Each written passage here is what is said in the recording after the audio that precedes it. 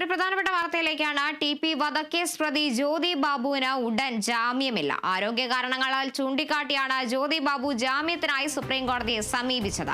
എന്നാൽ ഇതൊരു കൊലപാതക കേസാണെന്നും പെട്ടെന്ന് എങ്ങനെ ജാമ്യം നൽകുമെന്നും സുപ്രീം കോടതി ചോദിച്ചു.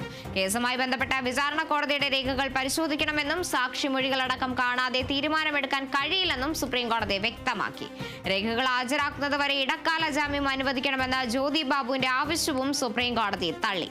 പ്രതികൾക്ക് അനുവാദരഹിതമായ ഇളവുകളാണ് ലഭിച്ചതെന്നും സംവിധാനങ്ങളുടെ വിശ്വാസ്യത നഷ്ടമാകുന്ന തരത്തിലുള്ള നടപടികളാണ് ഉണ്ടായതെന്നും TP ചന്ദ്രശേഖരന്റെ ഭാര്യയും MLA-യുമായ KK രമ സത്യവാങ്മൂലത്തിൽ പറഞ്ഞു. കേസിൽ സംസ്ഥാനം മറുപടി സമർപ്പിക്കാതെ ഒളിച്ചു കളിക്കുകയാണെന്ന് KK രമയുടെ അഭിഭാഷകൻ സുപ്രീം കോടതിയിൽ വാദിച്ചു.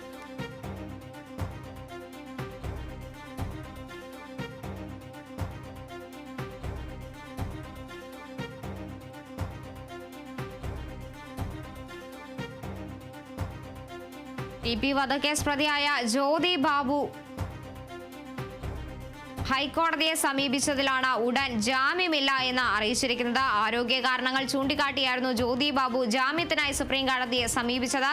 എന്നാൽ ഇതൊരു കൊലപാതക കേസാണെന്നും പെട്ടെന്ന് ജാമ്യം അനുവദിക്കാൻ കഴിയില്ലെന്നുമാണ് സുപ്രീം കോടതി പറഞ്ഞിരിക്കുന്നത്. കേസുമായി ബന്ധപ്പെട്ട് വിചാരണ കോടതിയുടെ രേഖകൾ പരിശോധിക്കണമെന്നും സാക്ഷിമൊഴികളടക്കം കാണാതെ തീരുമാനമെടുക്കാൻ കഴിയില്ലെന്നുമാണ് സുപ്രീം കോടതി വ്യക്തമാക്കിയത്. രേഖകൾ ഹാജരാക്കുന്നതുവരെ ഇടക്കാല ജാമ്യം അനുവദിക്കണമെന്ന ജ്യോതി ബാബുവിന്റെ ആവശ്യവും സുപ്രീം കോടതി ഇപ്പോൾ തള്ളിയിരിക്കുകയാണ്.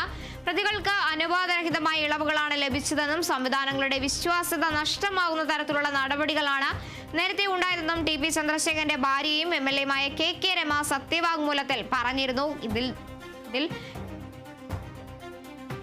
കേസിൽ സംസ്ഥാനം മറുപടി സമർപ്പിക്കാതെ ഒളിച്ചു കളിക്കുകയാണെന്നും KK രമയുടെ അഭിഭാഷകൻ സുപ്രീം കോടതിയിൽ വാദിച്ചു. നിലവിലിപ്പോൾ TP വധക്കേസ് പ്രതി ജ്യോതി ബാബുവിന് ജാമ്യം സുപ്രീം കോടതി അനുവദിച്ചില്ല. ആരോഗ്യ കാരണങ്ങൾ ചൂണ്ടിക്കാട്ടി ജ്യോതി ബാബു ജാമ്യത്തിനായി സുപ്രീം കോടതിയെ സമീപിച്ചിരുന്നു. ഇതാണ് ഇപ്പോൾ അനുവദിക്കാതെ വന്നത്. ജ്യോതി ബാബുവിനാണ് ജാമ്യം അനുവദിക്കാത്തത്.